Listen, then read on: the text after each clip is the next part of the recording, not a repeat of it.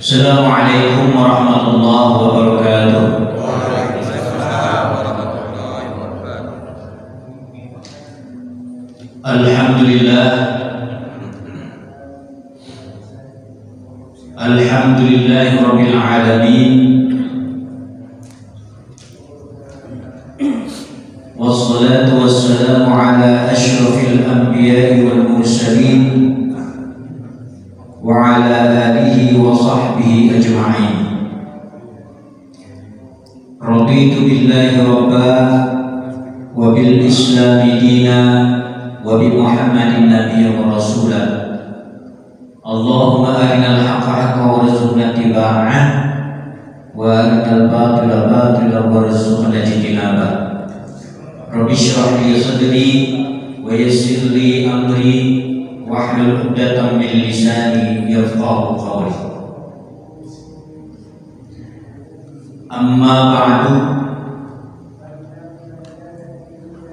Hadratul mukarramin wal muhtaramin, para kiai, para hujjaj, para alim ulama, para ustaz dan ustadzah, radhiyallahu wa barakalakum, wabil khusus Ketua DKM Masjid Al-Ikhwan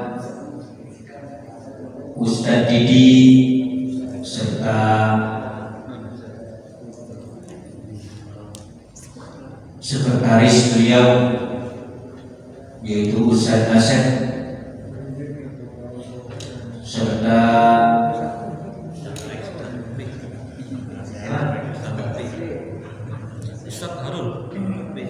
Ustadz Lutfi serta tak lupa juga bagian dakwah Ustadz Radi.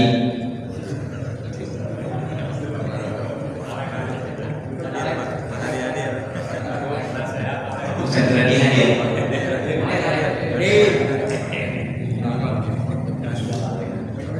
Serta seluruh bapak-bapak ataupun ibu-ibu yang terlibat dalam meramaikan masjid kita yang mulia ini. Semoga Allah Subhanahu wa taala senantiasa memberikan keberkahan kepada kita semuanya. Amin.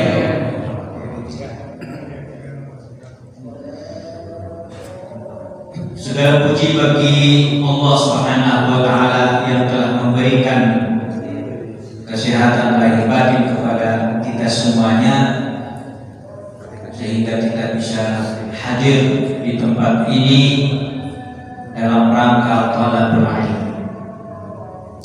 Salawat dan salam semoga tercurah berlimpah ruah kehadirat habibina wa syafi'ina wa qurrati a'yunina sayyidina wa maulana Muhammad sallallahu alaihi wasallam yang telah membawa umatnya dari zaman kegelapan sampai zaman penuh dengan kecerahan. Bapak Ibu, pada kesempatan ini perkenankan saya membacakan sebuah kitab yang membahas dari awal sampai akhir itu membahas tentang zikir. Dari awal sampai akhir itu yang dibahas adalah zikir, wirid serta doa-doa. Namanya kitab Al-Azkar karangan Al-Imam An-Nawawi. Pada kesempatan ini kita akan membahas masalah zikir ini karena menurut saya orang yang awam ini berzikir itu nikmat. Berzikir itu nikmat. Kenikmatan itu akan terasa apabila kita berzikir misalnya dengan penuh penghayatan. Atau misalnya di keramaian kita rasakan bahwa hanya kita bangga saja diri sendiri dan Allah Subhanahu wa taala. Apalagi ketika kita berada di kesendirian di malam hari, misalnya, itu berzikir itu akan terasa nikmat sekali. Pantas saja, ya, Maha benar Allah Subhanahu wa taala yang berfirman, "Ala bizikrillahi tatmainnul qulub." Ingatlah, hanya dengan zikir kepada Allah hati akan tenang. Allah mulai dengan bizikrillahi, bukan tatmainnul qulub dulu, tapi bizikrillahi dulu. Jadi seakan-akan tidak ada yang lain. Bizikrillahi cukup hanya dengan zikir kepada Allah, tatmainnul qulub, hati akan tenang.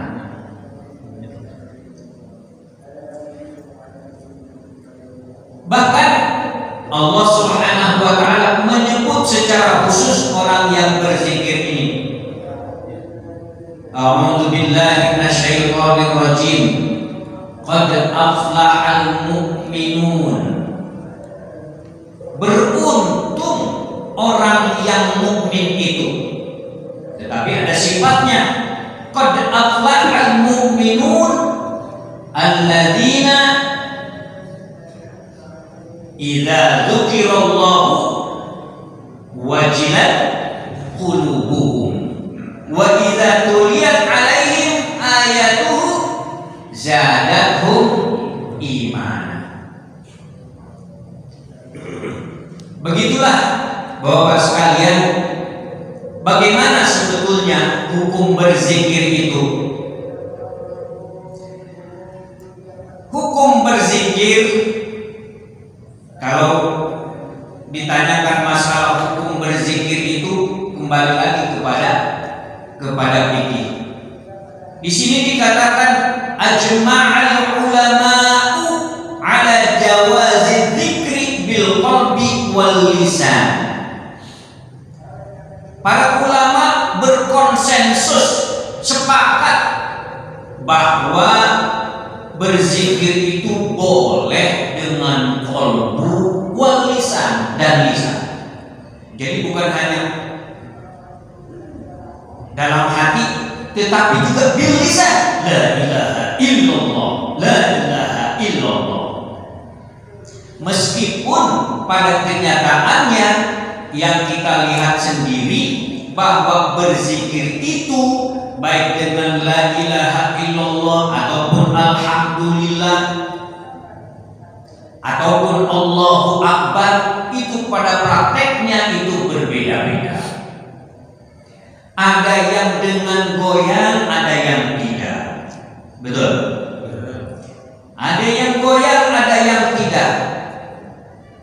Ada yang tenang-tenang saja, ya. Bahkan apalagi yang yang berzikir di dalam hati saja, ya, sunyi senyap, ya. Jangankan jangankan goyang-goyang, melapar pun tidak. Di sini jawazil dzikri bil qalbi wal lisan, boleh dengan hati dan lisan sekaligus. Apakah bagi orang yang sudah berwudu saja? Tidak. Lil muhdisi wal junubi wal haidi wan nufasaihi. Orang yang sedang berhadas, orang yang junub, orang yang sedang haid atau yang sedang nifas boleh untuk melakukan zikir. Ya, ini berbeda antara zikir dengan membaca Al-Quran. Ini kelebihan daripada berzikir. Wa dzalika bit tasbih wa tahmid wa tahlil wa takbir wassalati ala Rasulillah sallallahu alaihi wasallam.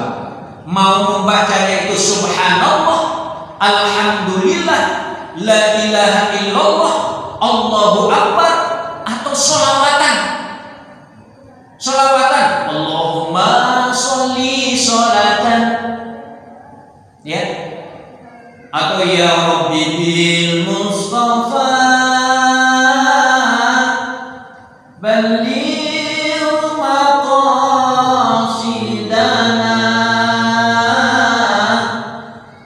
waghfir lana ma madha ya wasi'al karami. Kalau Ustaz dibilang ayu batur urang kumpul nabi namu sholat, hayu batur urang tafakur ka Allah Ta'ala. Itu mah kata Ustaz tadi. Boleh ya, bagi yang muhdis, orang yang berhadas atau yang junub, ya, hadas besar, atau yang sedang haid atau yang sedang nifas, boleh zikir, ya. Wa du'ai, bahkan doa, ya, doa, wa ghairi zalika, dan semacamnya itu diperbolehkan. Walakin, akan tetapi, kalau zikir dengan Al-Quran ini harus dipikir-pikir dulu. Qiraatul Qur'ani haramun, membaca Al-Quran itu hukumnya haram, alal junubi, bagi orang yang sedang junub, wal haidi, orang yang sedang haid, ya, wan nufasai, dan orang yang sedang nifas, ya. Ingat, sawa'un qara'a qalilan, baik dia membacanya sedikit, au kasiron, apalagi banyak. Kalau membaca Al-Quran bagi orang yang sedang junub, sedang haid, dan sedang nifas ini katanya haramun. Hatta ba'da ayatin, bahkan jangankan satu Al-Quran, Al-Baqarah dibaca semuanya. Ba'da ayatin, setengah ayat saja, setengah ayatnya nggak boleh. Kenapa? Ini Al-Quran, bukan bacaan biasa, bukan koran, bukan buku, ya, bukan WA, bukan WA, ini mah Al-Quran. Jadi kalau membaca Al-Quran itu bagi orang-orang yang tadi itu, wanita yang sedang haid, sedang nifas, atau orang-orang yang sedang junub, ya, hadas besar, itu hukumnya haram. Terus gimana dong? Wa yajuzu, tapi boleh saja, ijra'ul Qur'an 'alal qalbi, melapangkan Al-Quran di dalam hati. Boleh kalau dalam hati saja. Ijra'ul Qur'an, apa itu? Mengalirkan, ya. Apa itu?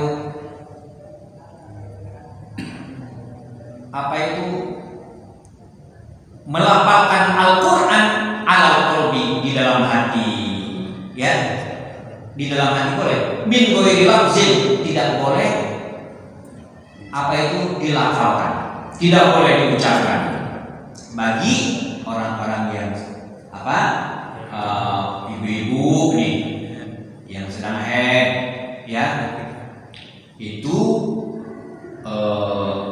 boleh di dalam hati. Wa kadzalika nadzu fil mushafi, begitu juga kalau sekedar melihat mushaf ya boleh lah.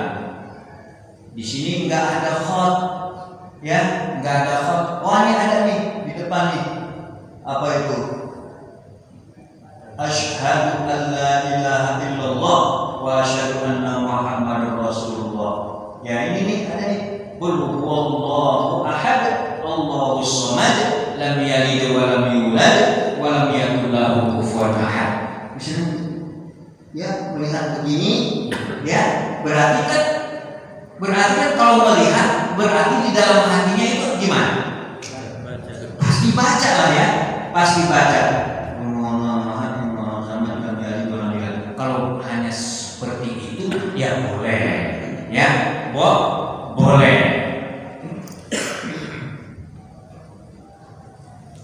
Wa imruhu al qalbi, begitu juga apa itu namanya, melihat kemudian dia lapangkan hanya sekedar di dalam hati, itu bagi orang-orang yang terlarang tadi, yang sedang haid atau nifas atau yang sedang junub, itu boleh ya di dalam hati. Qala as'aduna wa yajuzu lil junubi wal haidi ayyakula 'indal musibah. Sekarang gini, orang yang junub atau yang sedang haid, ya, itu mendapatkan kabar, Pak, tetangga meninggal dunia, inna lillahi wa inna ilaihi raji'un. Itu gimana hukumnya? Sedangkan inna lillahi wa inna ilaihi raji'un itu adalah ayat Quran. Itu gimana? Oh, kalau itu ya boleh. Kenapa? Karena itu bukan sedang membaca Al-Quran, tapi sedang berzikir. Itu bedanya.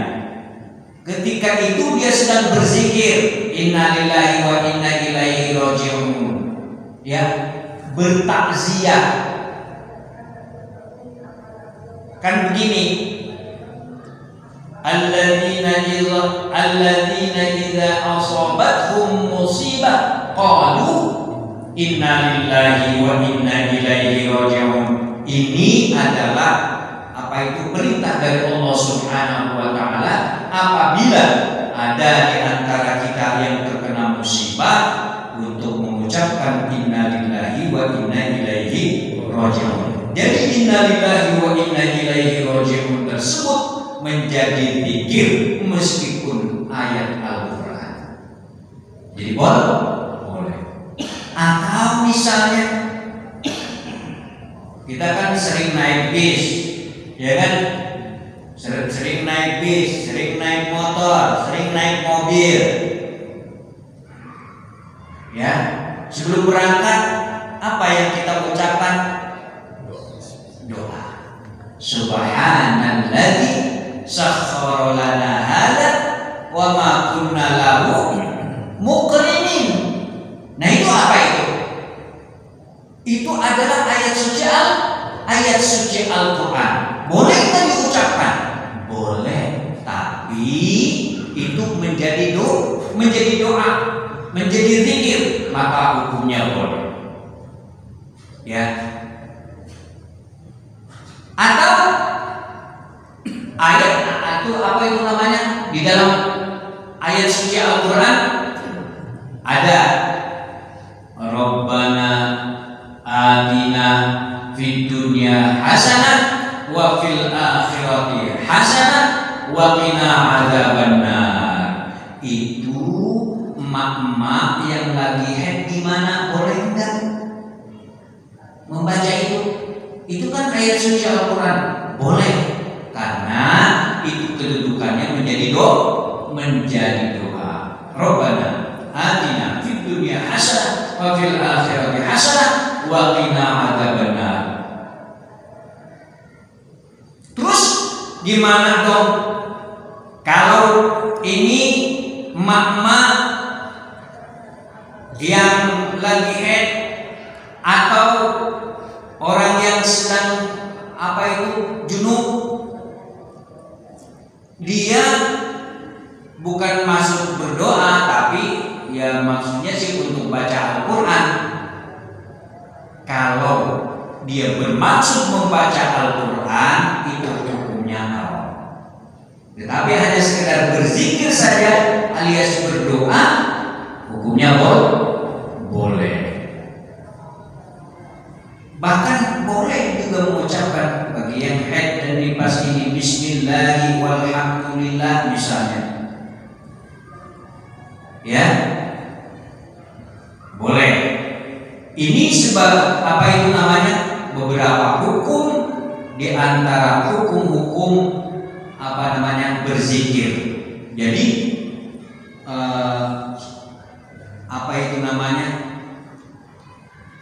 Imam Nawawi ini sangat lengkap ya. Sebelum membongkar semua zikir-zikir ya, itu diberikan dulu tata aturan-aturannya, aturan mainnya, biar kita tidak tersesat. Kira-kira itu Bapak Ibu sekalian yang dirahmati Allah. Masih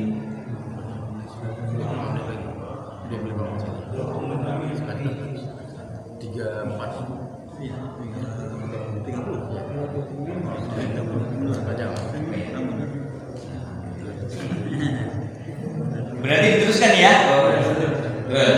Oke. Atau kadang-kadang begini,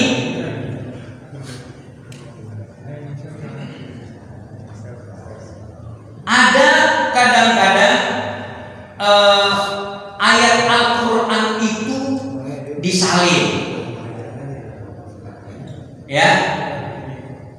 Ayat Al-Quran itu disalin, nusyikhat tilawatuhu asy-syaikhu wasy-syaikhatu iza zanaya farjumuhuma misalnya. Itu gimana? Ya, boleh ya kalau hanya sekedar disalin bacaannya tersebut.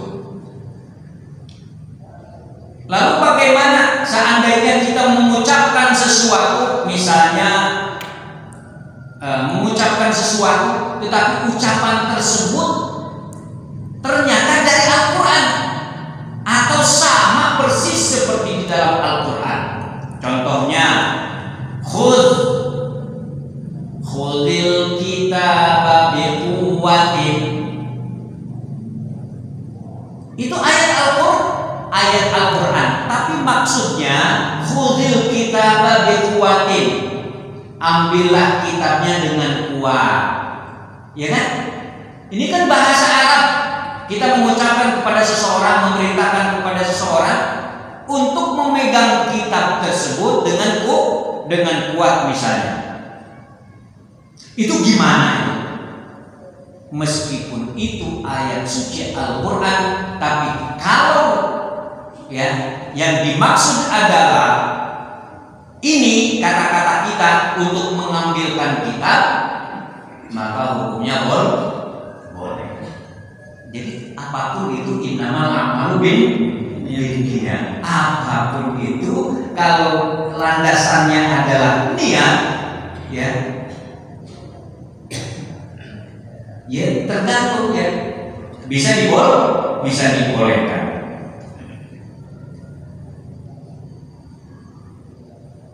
Atau misalnya begini, itu khotob itu para kaligrafer itu sering menulis udkhuluha bisalamin aminin, gitu ya. Udkhuluha bisalamin aminin, masuklah ke dalamnya dengan sejahtera dan dengan aman. Betul gitu. Itu sering ada khot atau kaligrafi itu misalnya di pintu masjid. di luarnya. Itu gimana dong bagi orang yang sedang haid? Ya, boleh nggak? Atau misalnya maksudnya adalah kita menyuruh seseorang untuk masuk, udkhuluha bisalamin aminin. Kalau yang dimaksud kita menyuruh orang untuk masuk ke dalam masjid, boleh, meskipun dia sedang haid. Ya, udkhuluha bisalamin aminin ini adalah ayat suci Al-Quran. Bagi yang sedang haid, bagi yang nifas, bagi yang sedang junub tidak boleh membacanya. Tetapi kalau diniatkan adalah apa? Untuk menyuruh masuk, itu boleh. Wa nahwi dzalika. Jadi tergantung niatnya. Fa in qasada ghairal qur'ani lam yahrum. Kalau yang dimaksud adalah bukan Al-Qur'an, hanya sekedar suruh-suruhan, itu tidak haram. Wa idza lam yajidil ma. Gimana sekarang begini? Apabila dia hendak berwudu, ya, lam yajidil ma, tetapi dia tidak ketemu air, tayammum, maka dia diharuskan untuk tayammum, wajazat lahumul qiraah.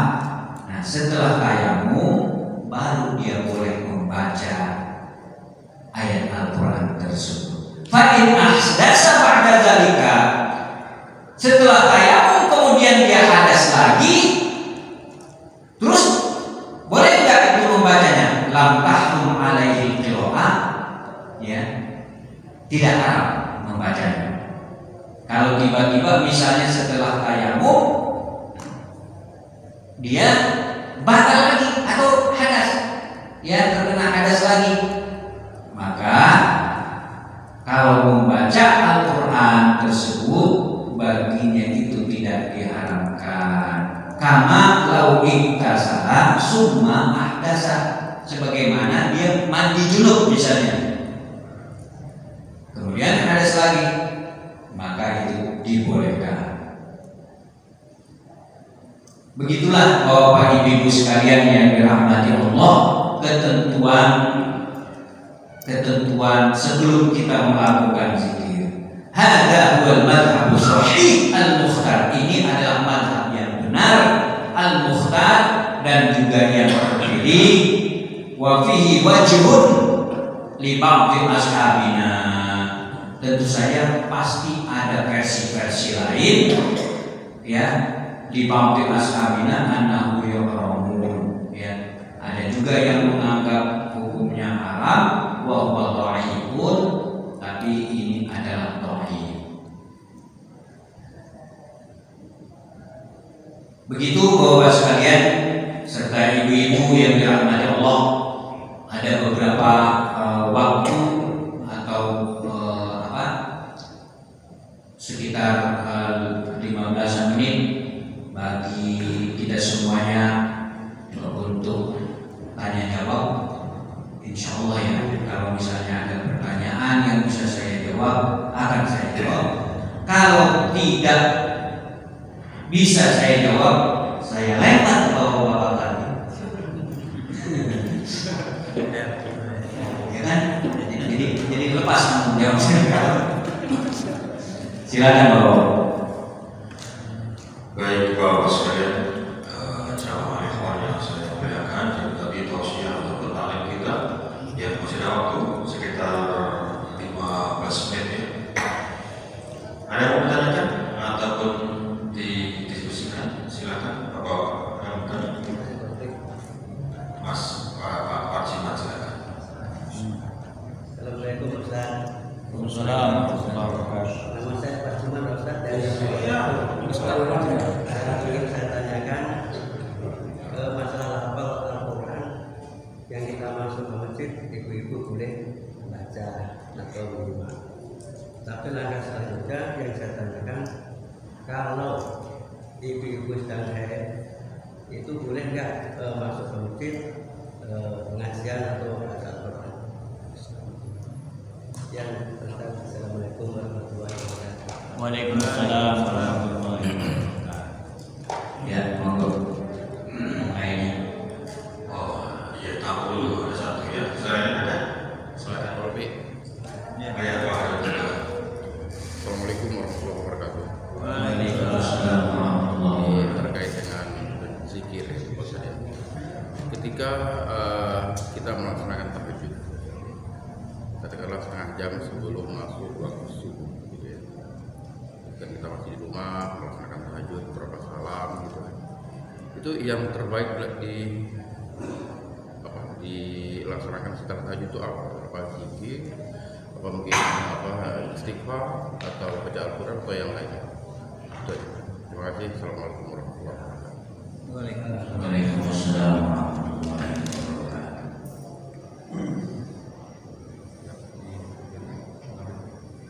Maka mulai ada lagi. Satu lagi. Pokok satu lagi atau apa? Bagum. Assalamualaikum warahmatullahi wabarakatuh. Waalaikumsalam. Kita sebelum tidur biasa berdoa. Terus habis itu mungkin baca Al-Fatihah dulu dan lainnya. Tapi kalau kondisi junub itu boleh nggak? Oh iya, silakan. Ya, satu lagi. Mungkin juga itu kira-kira hukumnya gimana? Soal itu menghafal dikaitkan baca surat Al-Fatihah gitu kan dari awal ini kan doa pula sambil ngape tadi kan daripada nyanyi kan baca itu di dalam kolbu sama di lisanin gitu kan.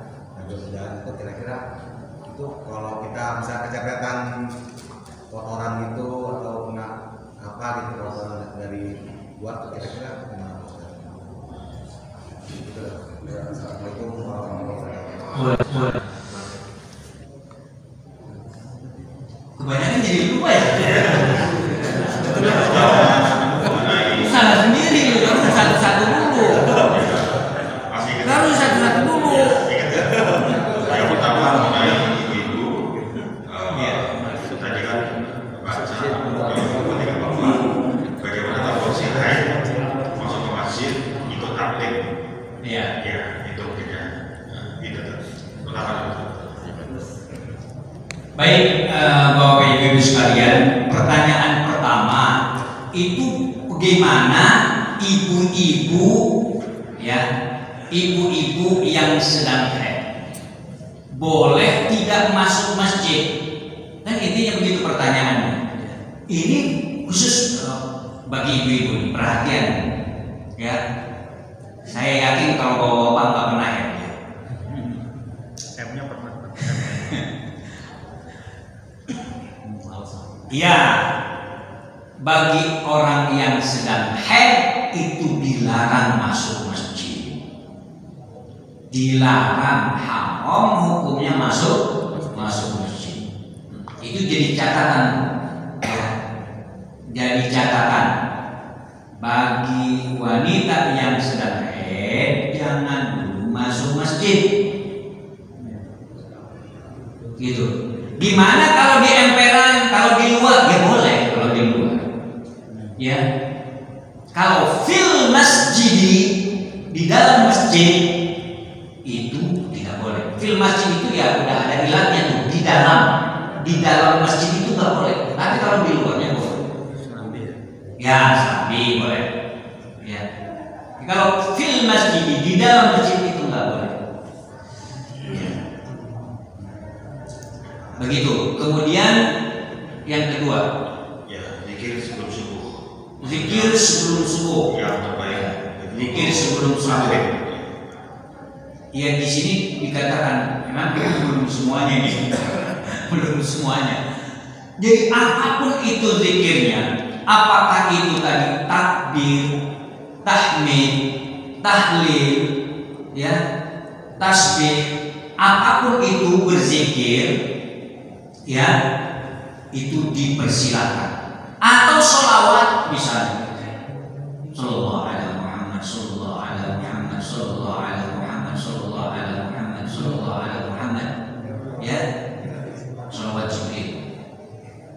selawat pujian Allahumma sholli ala sayyidina Muhammad salatan tujina biha min jami'il ahwali wal afat wa taqbilana biha jami'al hal, atau selawat kamilah ya Allahumma sholli salatan kamilatan wa sallim salamatan ala sayyidina Muhammadin allazi ta'ala bil wa, atau misalnya selawat apa ya, karena selawat di selawat tersebut apa ya, ada doanya juga ya, ada doanya di dalam selawat tersebut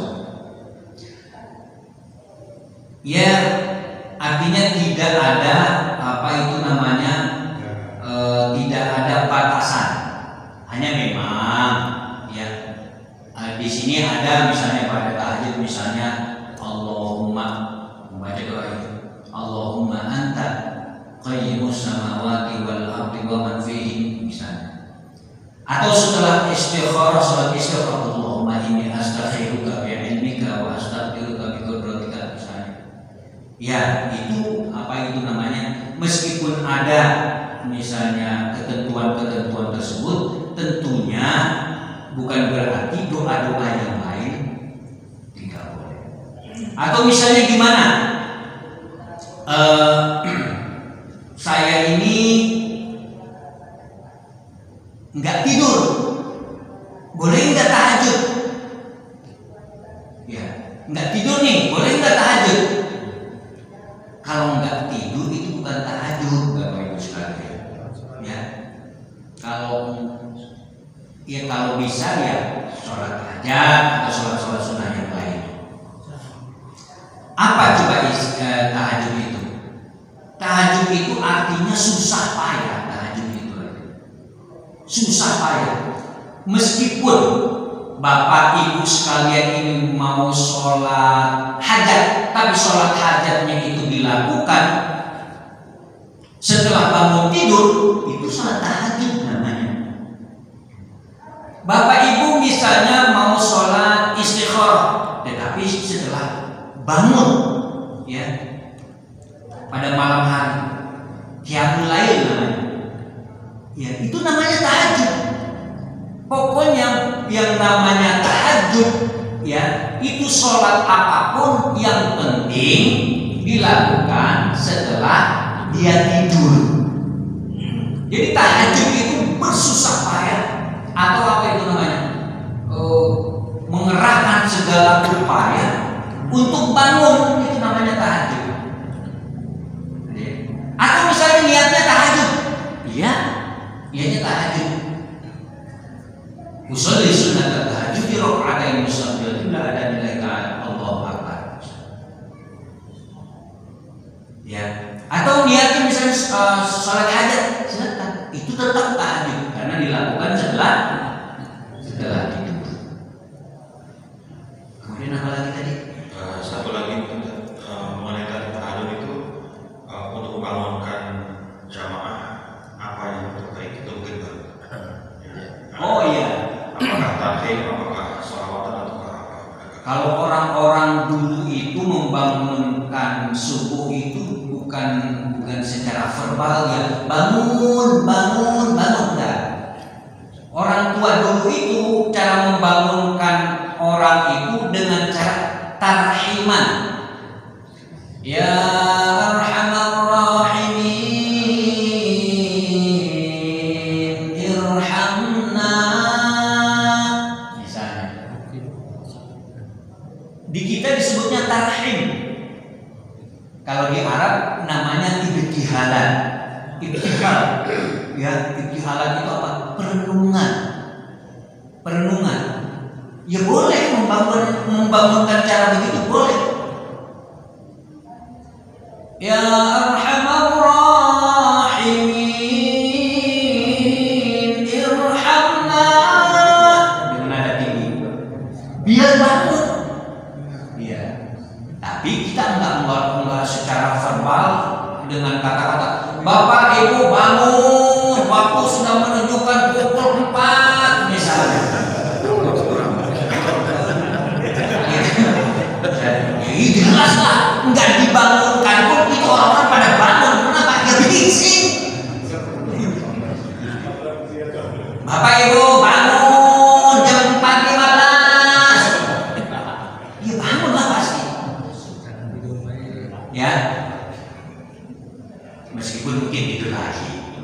Tapi kita kalau menggunakan, jadi ada apa itu namanya menyelam sambil minum air.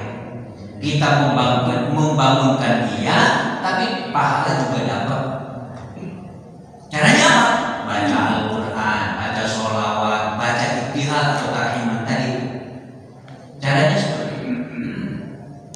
Ya boleh, Pak. Itu disunahkan, bahkan pahalanya besar.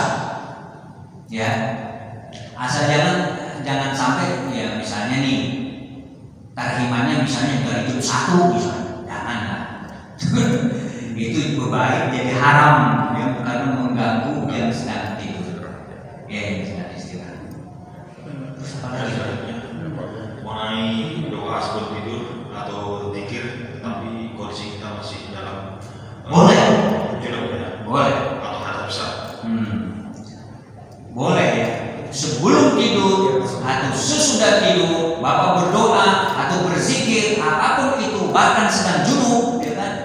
Belum mandi, boleh. Silakan. Ya.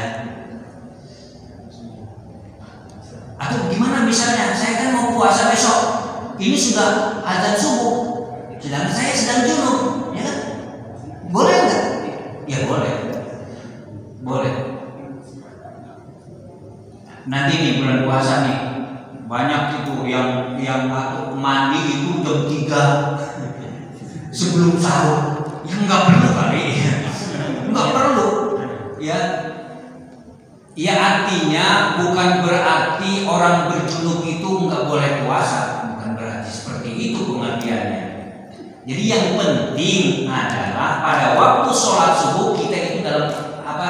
Tidak sedang junub. Jadi gimana? Kita lagi junub nih jam 3, ya sahur aja, sah sahurnya. Kemudian niat puasa, ya puasa saja, niat saja, puasanya sah. Tapi manakala kita sedang apa itu namanya mau sholat subuh, ya mandi junub. Setelah itu sholat subuh. Gitu aturannya. Ya boleh, silakan.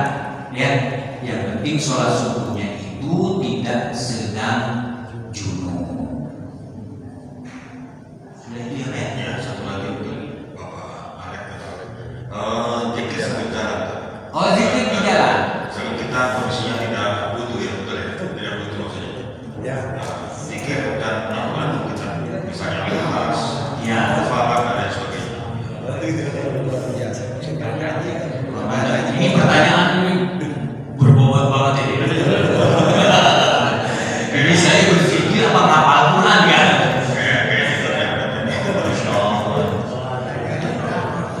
Berangkat kerja ini mikirin hafalan. Beberapa yang aneh kan mereka yang mau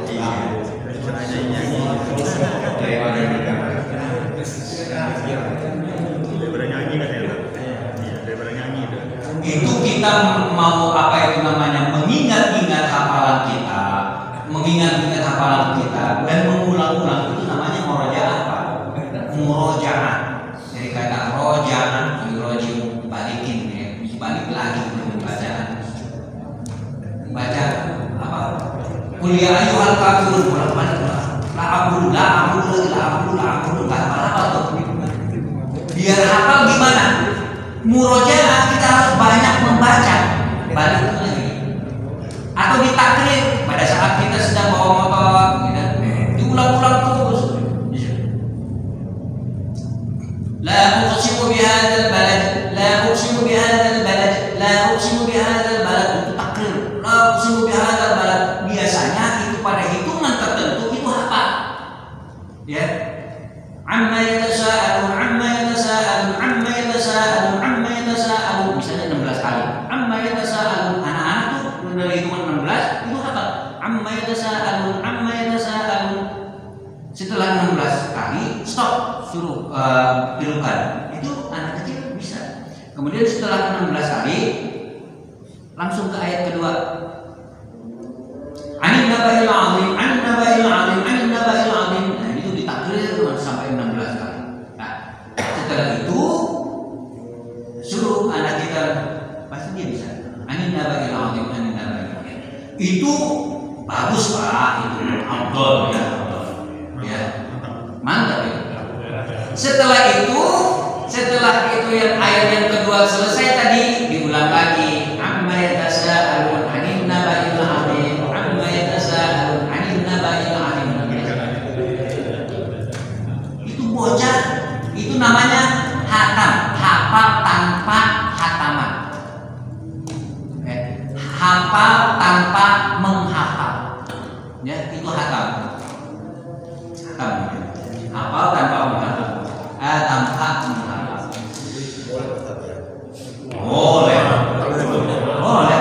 Maksudnya ya takutnya kita kecepatan apa misalnya kayak ada lubang terus ke siram najis itu dan itu kita tetap kerja. Boleh. Dari sana Boleh di sini ya. Apa itu namanya? Lil muhdisi, orang yang hadas kecil. Ini memang ada. Bagi orang yang terkena najis itu gimana? Di mulutnya terkena najis. Boleh nggak dia baca Al-Quran? Boleh. Najis, dia punya wudhu, tapi di sini najis misalnya. Dia apa itu namanya? Entah kecipratan apa gitu. Tai ayam atau otak. Misalnya gitu ya. Dia baca Quran. Atau tai apa yang kira-kira itu enggak terlalu bau gitu.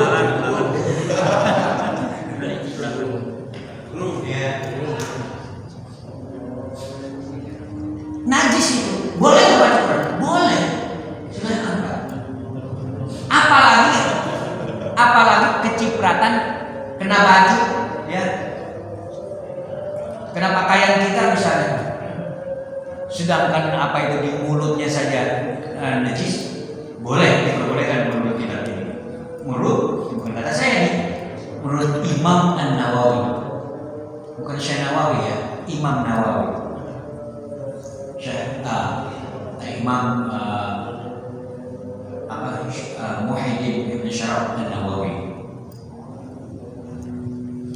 Itu bapak sekalian serta ibu yang dirahmati Allah, mudah-mudahan hal yang sepele dan kecil ini bermanfaat untuk kita semuanya. Wabil khusus kepada saya. Mohon maaf apabila ada kesalahan dan kehilapan serta hal yang tidak berkenan. Allahumma fi kulli. Assalamualaikum warahmatullahi wabarakatuh.